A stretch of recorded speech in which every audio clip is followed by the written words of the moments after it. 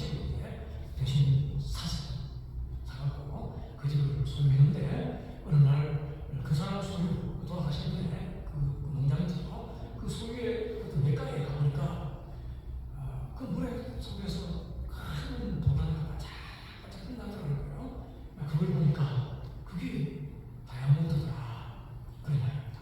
그래서 이것을 고넬이 이 이야기를 하면서 진짜 소중한 것은 멀리 있는 게 아니고 우리 인생에 진짜 가진 것은 바로 옆에 있다. 그걸 지금 교훈을 주고 싶어서 이렇게 책을 썼어요.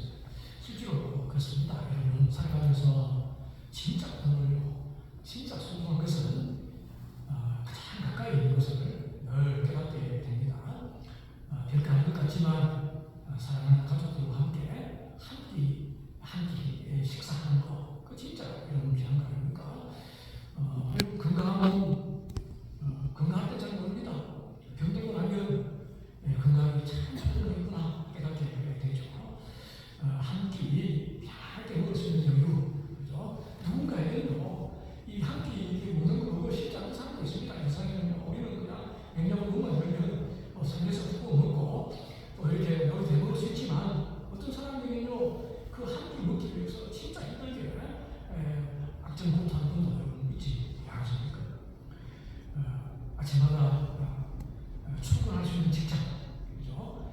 일거리가 있다는 거, 월요일에는 어디 가서 돈 벌 수 있는 곳이 있다는 거, 그걸 여러분 진짜 귀한 며칠 되면 갈 곳이 있고, 그게 가면 내가 정말 사랑하는 사람들, 나를 이해해 주는 사람들, 무엇보다도 나를 창조하신 우리 아버지 하나님께서 계시는 그 예배 공간, 매주일마다 우리가 정기적으로 우리가 예배 드릴 수 있는 곳이 있다는 거, 여러분 그거 진짜 큰 축복. 여러분들 교인들 얼마나 이런 거 소중한 분들인지 별거 아닌 것 같죠? 여러분 옆에 누가 있는지 보시라니까 원숭이처럼 이렇게 웃고 있는 분들이 계시죠? 그 여러분 보통 분들이 아닙니다. 보통 축복 아닙니다. 야외 태양광을 섞여 있지 않은 그런 사람이지만 결정적인 순간에 여러분 옆에 있을 사람들이요, 우리 교인들 아닙니까? 실제 여러분 가족들보다도 여러분 더 가까운 분들이 여러분 옆에 있는 그런 분들이, 여러분들이 다 보물입니다. 이게 여러분 진짜 보물입니다. 사람들은 잘 모릅니다. 읽고 나서야 이게 진짜 보물이었다는 것을 늘 깨닫게 되는 것입니다. 꽃이 지고 나서야 그때서야 그때가 참 봄이었구나. 꽃이 있을 때는 봄인 줄 몰라요. 그런데 그 꽃이 지고 나서야 그때가 내 인생에 진짜 봄이었구나. 한번 이렇게 깨닫는 거, 그게 여러분 사람 이별의 고통 후에 함께 식사했던 사람들, 그 사람들이 진짜 소중한 사람들이구나, 이걸 깨닫게 됩니다. 건강을 잃고 나서야 내 손으로 마음껏 이렇게 식사를 만들어서 먹을 수 있었던 거, 그게 진짜 축복이었구나. 건강을 잃고 나서야 그때서 늘 깨닫게 되는 거 아닙니까? 그렇기 때문에 여러분, 행복은 멀리 있는 게 아닙니다. 진짜 우리 인생에 갇힌 보물들은 참 멀리 있는 게 아닙니다. 지금 여러분들이 만나고 있는 사람들, 지금 여러분들이 하고 있는 그 일, 그게 진짜 값진 보물이, 이걸 여러분 절대로 가볍게 대해서는 안 되는 거예요. 주일마다 우리 교인들 만날 수 있으니까 다음 주에도 만날 수 있을 거라고 여러분 확신하시면 안 됩니다. 다음 주에 여러분들 건강하게 이 자리에 올 수 있다고 누가 보장합니까? 아무도 보장 못합니다. 우리 분에게 사랑합니다 말씀합니다.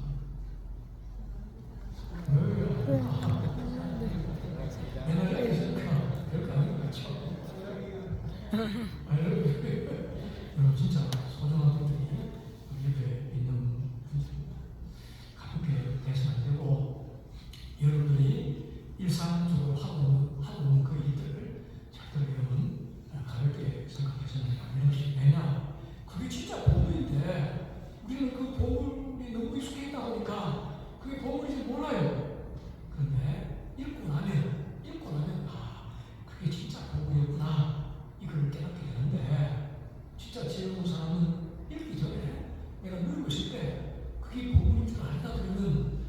그보다 더 귀한 행복이 어디 있겠느냐 그런 말입니다. 그런데 진짜 보물, 그 소중한 보물은요, 진짜 우리 삶의 고통 가운데, 정말 시련과 아픔 가운데, 눈물 가운데, 절망의 낭떠러진 끝 가운데 하나님께서 진짜 소중한 보물을 그리 다 이렇게 숨겨 놓았다는 사실, 여러분 기억을 해야 됩니다. 고생의 전기 끝에 하나님께서 진짜 보물을, 소중한 보물을 그리 딱 이렇게 숨겨 놓았습니다. 아파하면서 그 때문에 시험하면서 기도하는 가운데 여러분 인격적으로 우리가 하나님을 만나게 됩니다.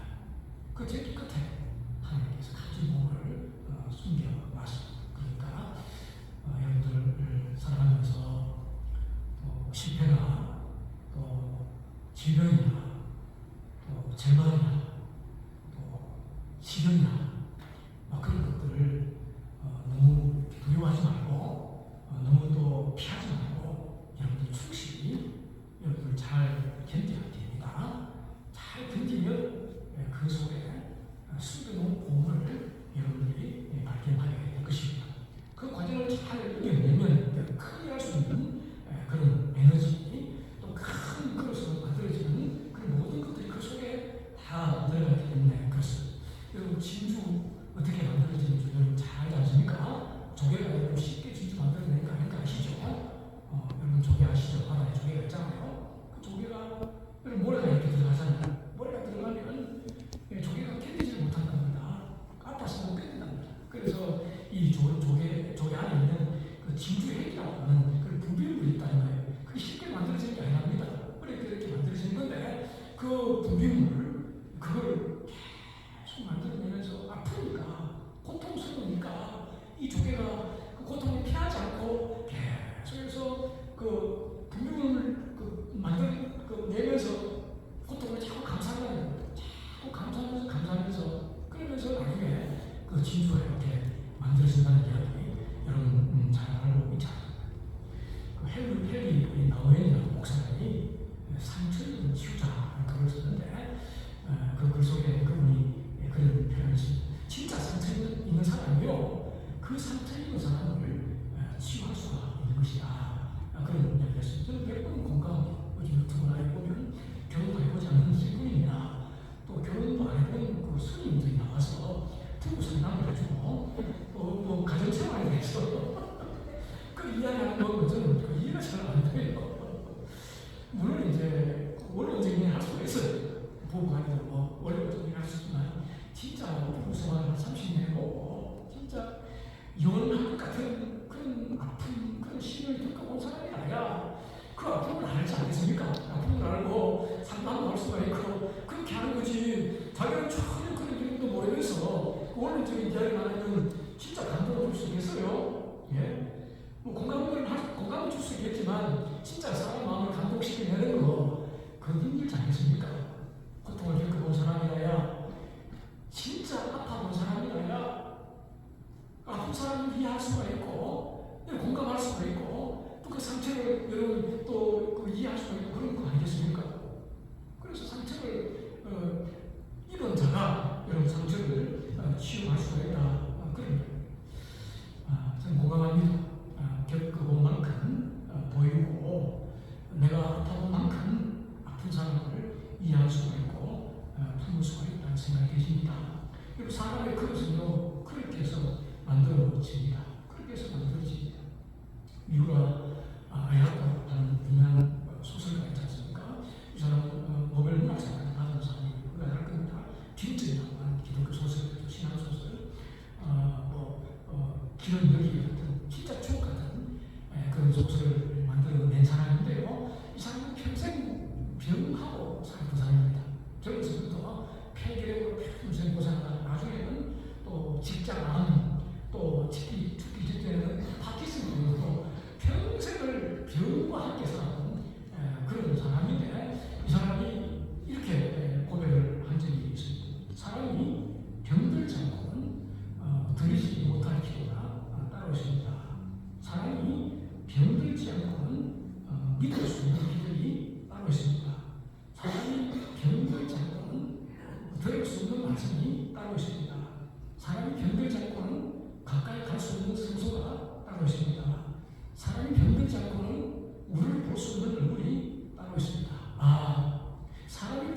않고는 나는 인간이 될 수조차 없습니다. 평생을 남들이 마찬가지로 오래 가잖아요.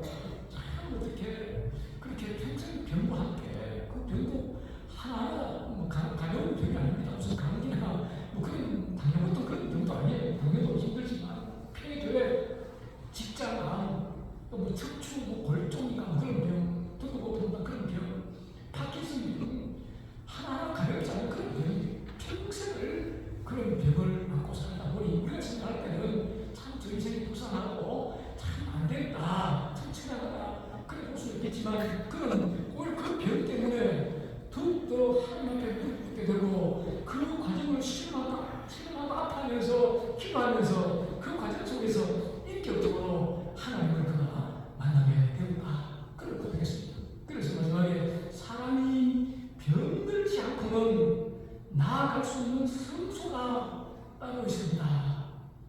내가 그렇게 병들지 않았다면 하나님을 그렇게 깊이 만날 수 없을 것이고 내가 그렇게 병들지 않았다면 하나님 앞에 그렇게 절박한 심정으로 기도하지 않았을 것이고 그렇게 하지 않았다면 난 하나님을 이해하지 못했을 것이고 내가 하나님을 이해하지 못했다면 이런 주옥 같은 소설을 쓸 수가 없었을 것이다.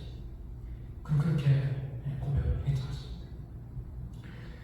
그렇게 깊은 병 중에 기도하면서 실망을 아파하면서 하나님을 만나고 그 과정에서 자신이 만나는 하나님을 불러펴내고 오늘까지 수많은 그리스도인들이 그걸 통해서 직감격적으로 은혜를 받고 하나님을 경험하지 않았습니까? 그럼 그렇게 고백을 했습니다. 병든 것이 결코 실패가 아니구나. 하나님을 만나는 도구가 되고 과정이 된다. 그럼 그렇게 고백을 했지 않습니까? 그러니까 이런 실패와 또 질병과 시련과 고난의 생기 속에 하나님께서는 진짜 소중한 부분을 그 속에 다 숨겨놓고 있습니다. 그런 과정들을 우리가 잘 견뎌내고 잘 기도한다 그러면 그런 과정을 통해서는 진짜 인격적으로 하나님을 깊이 만나게 될 것입니다. 또 다른 차원의 여러분 인생을 여러분 살게 될 것입니다.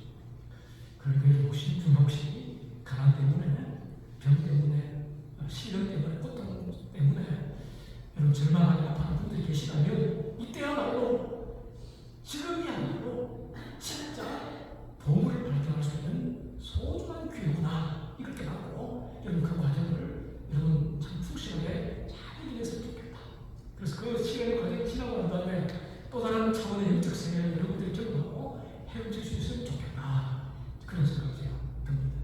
왜 하나님께서 그렇게 내가 소중한 보물을 다 숨겨놓았기 때문에 그렇습니다. 오늘 이야기가 그런 이야기입니다. 어떤 농부가 있습니다.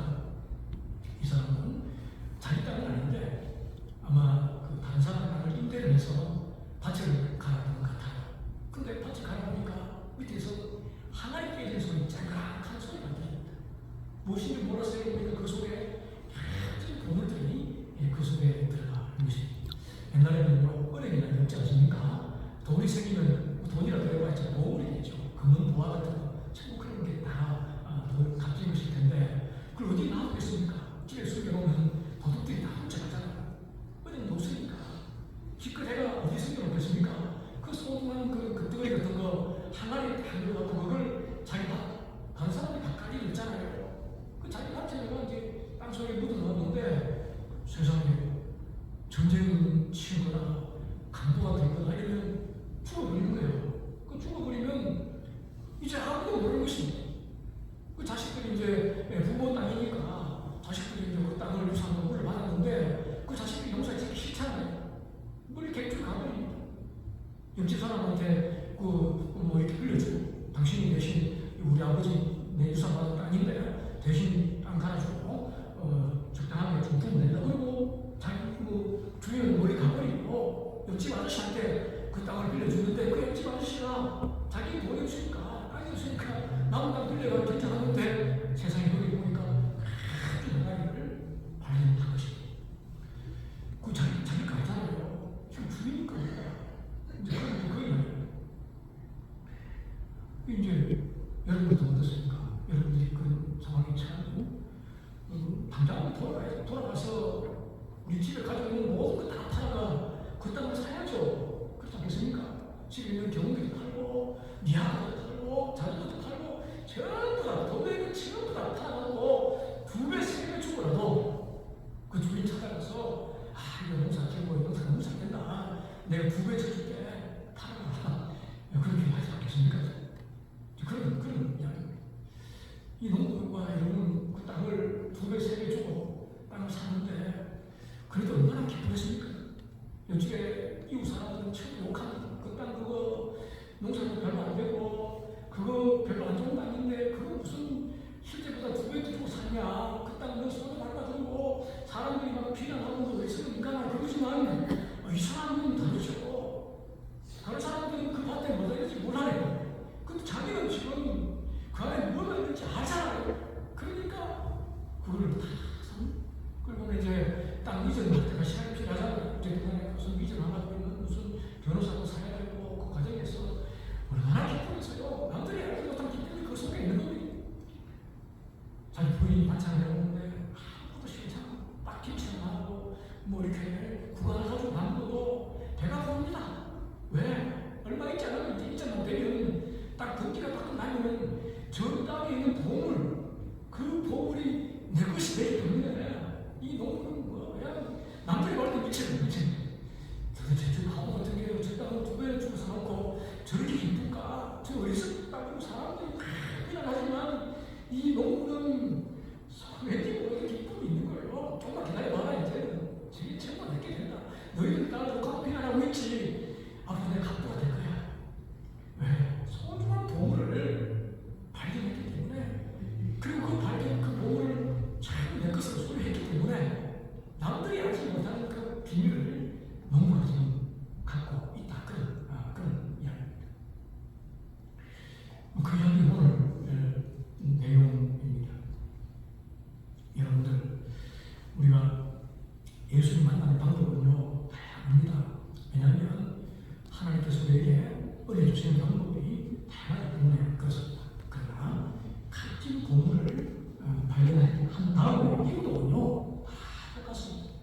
예수를 만난 사람들을 시간이 다르고 지난주에 제가 말씀드렸듯이 아침 9시에 부름받은 사람이 있고 저녁 5시에 부름받은 사람이 있고 다양한 방식으로 예수님을 만나고 은혜를 받게 됩니다. 그런데 공통적인 특징이 있습니다.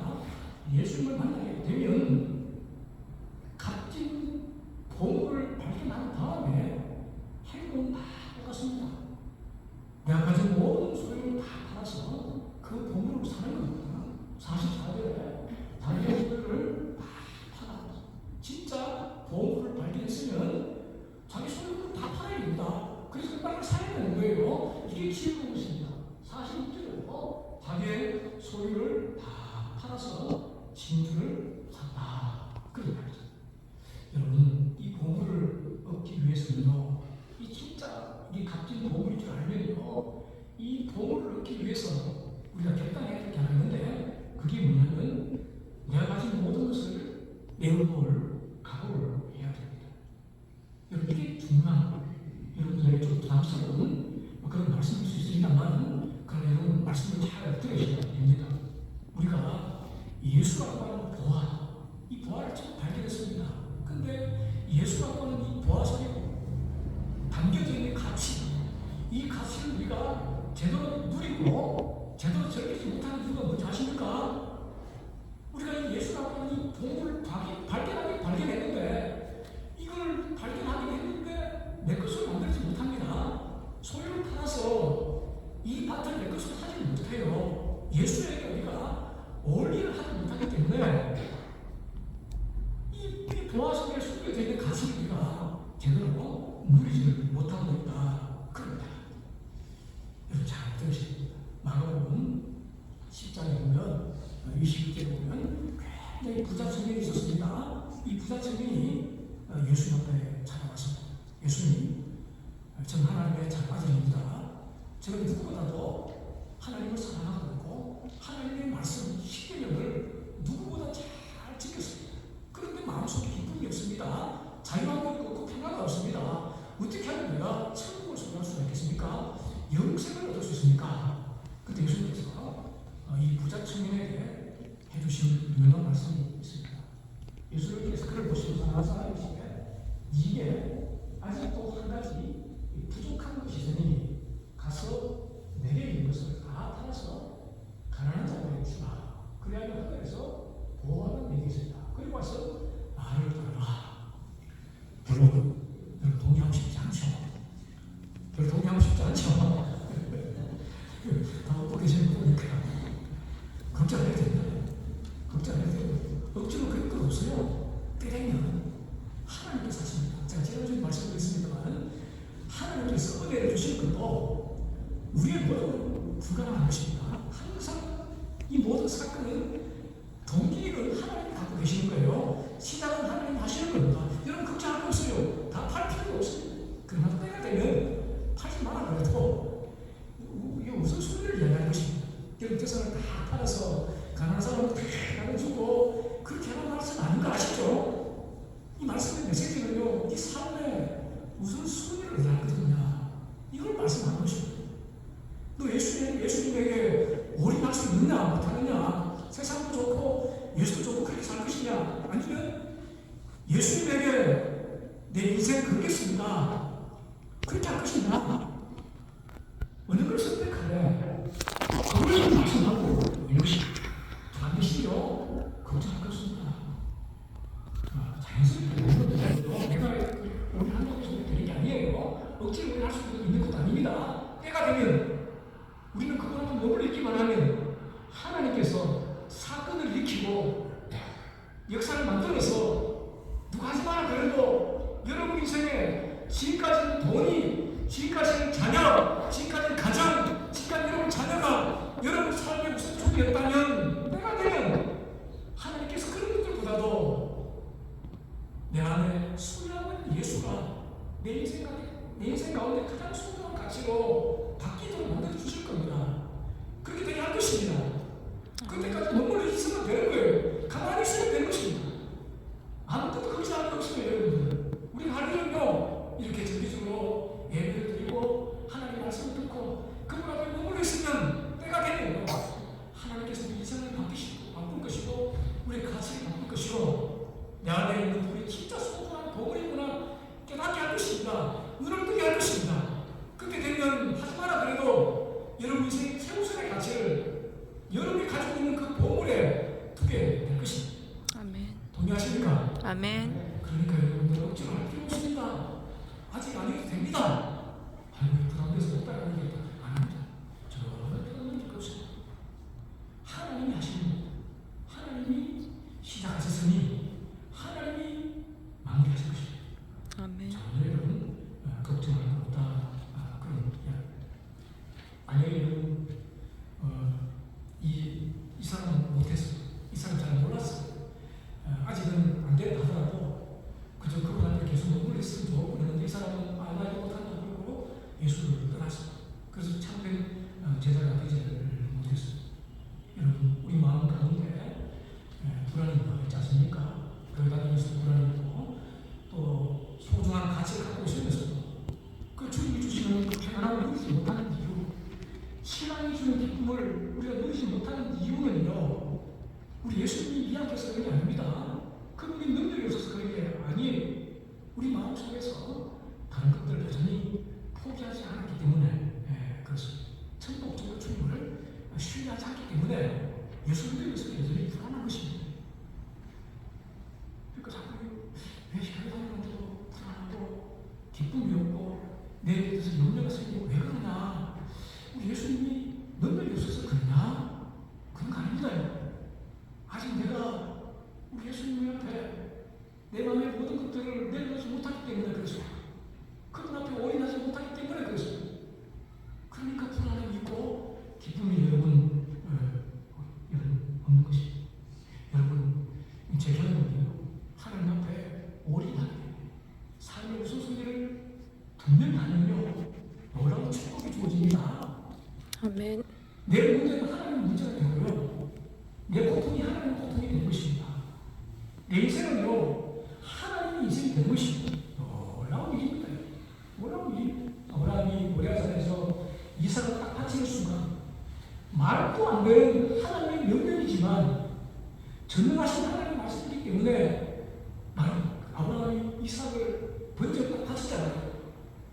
물리적으로 받치지 않았지만 심리적으로 받쳤다. 그리고 몰약서를 내려오니까 그때부터는 이삭의 문제는요 하나님의 문제가 되는 거잖아요. 이삭이 병드는 건 하나님이 병드는 것이고 이삭의 실패는 하나님의 실패가 되는 것입니다. 여러분 신앙생활이 뭔지 아십니까? 내 문제를 하나님 문제 되게 끄는 거 그게 신앙생활입니다. 여러분 나의 실패를요 하나님의 실패를 만들어버리는 것입니다. 나의 질병을 하나님의 질병을 만들어버리는 것입니다. 이게 진짜 신앙생활 하는 것입니다. 그것이 얼마나 자유로운지 아십니까? 얼마나 평안함이 주어지는지 아십니까? 이 제 경험입니다. 하나님, 제가 목사잖아요. 하나님 저 오래 나고 살고 있잖아요. 만약에 하나님 내가 비밀거리면 하나님 비밀거리는 겁니다. 내가 병들고 내가 이 땅에 오고 실패하면 하나님이 실패할 것입니다. 당당하게 하나님 앞에 따질 수 있지 않습니까? 왜? 저는 하나님 저 오래 나고 있지 않습니까? 하나님 앞에 내 인생 던졌지 않습니까? 그래서 이제 하나님 책임지셔야죠. 얼마나 여러분 자유가 주어질지 모릅니다. 얼마나 평안함이 주어질지 모릅니다. 여러분 이거 신앙이 주는 기쁨 아닙니까? 이게 평안함입니다. 여러분 이 평안함을 누려야 되지 않겠습니까? 아멘. 여러분 내가 내 인생을 책임진다 그러면요 한참을 내다보지 못합니다. 여러분 돈 많습니까? 여러분 그 돈이 여러분 안전을 지켜줄 수 있을 것 같습니까? 여러분들의 인맥이 여러분들의 실력이 여러분 인생 보장해 줄 수 있을 것 같습니까? 천만의 말씀 만만의 분들이 인생의 길이 되시고 진리 되시고 생명 되신 그 하나님을 지켜주셔야 되죠. 그래 아무것도 가진 것으로 은행의 잡과 이런 바닥에 놔도 자유함이 주어지고 든든함이 주어지는 것입니다. 여러분 이게 신앙생활인 거예요. 이게 신앙생활. 이게 신앙, 이게 믿는 것입니다. 여러분 이게 보물을 발견한 사람들이 마땅히 취해야 될 행동. 여러분들 이제 여러분 안에 값진 보아 예수님이잖아요. 신앙생활이잖아요. 그 신앙생활이 여러분 속에 다 있는 것입니다. 여러분 발견했습니까? 발견했다면 이제 여러분들이 할 행동은 딱 하나입니다. 마음속에 예수님보다 더 소중한 가치가 갖고 있다면 그걸 내려놓고 예수님을 여러분 인생의 제1의 가치로 만들어 보십시오. 그러면 그때부터 이제는 인생이 달라집니다. 여러분 인생 하나님 책임지고 하나님이 살아가는 것이 함께 살아가게 될 것입니다. 그래서 예수님께서 수고하고 무거운 짐진 자들하고 다 내려오라. 내가 너희를 쉬게 하리라 그랬잖아요. 전제는 나를 발견했으면 다 내려놓고 나한테 올인해라. 그렇게 되면 이제 내가 너를 쉬게 할 것이다. 그렇게 말씀하고 있지 않습니까? 여러분들 이제 본문을 발견했으니까 기쁨을 소유하고 그렇게 인생의 어려움에 대해서 좀 자유를 누리고 또 평안을 가지고 그렇게 살아갔으면 좋겠습니다. 여러분 진짜로 우리도 하늘의 영광을 한번 본 사람들은요 이 땅에 대해서 그렇게 일이 하게 된 것입니다. 하늘을 제대로 못 보니까 여전히 여러분 이 땅에 될 때는 느껴가고 힘든 것입니다. 인생이 힘든 것입니다. 여러분 스테반 보십시오. 돌에 맞아 죽기 직전에요 하늘의 영광이 자기에게 보였습니다. 사람들이 돌을 던지는데 여러분 사도행전 7장에 뭐라고 얘기했냐면 스테반의 얼굴이 천사와 같다. 천사. 여러분 돌에 맞아 죽으면 사람이 얼굴이 어떻게 천사가 왔습니까? 왜 그런지 아십니까? 저는 이해합니다. 하늘의 영광이요 돌에 맞아 죽는 고통보다 더 크기 때문에 천사의 얼굴처럼 그렇게 죽음을 맞이할 수가 있습니다. 내가 경험한 보아의 가치가 세상에서 죽는 어려움보다 훨씬 크면요 우리가 평안을 누릴 수가 있게 되는 거예요. 기쁨을 놓치지 않을 수가 있는 것입니다. 아멘. 그럼 이거 많이 있습니다. 이 소중한 비밀을 여러분도 좀 소유하고 함께 인생에 여러분 수리해 줄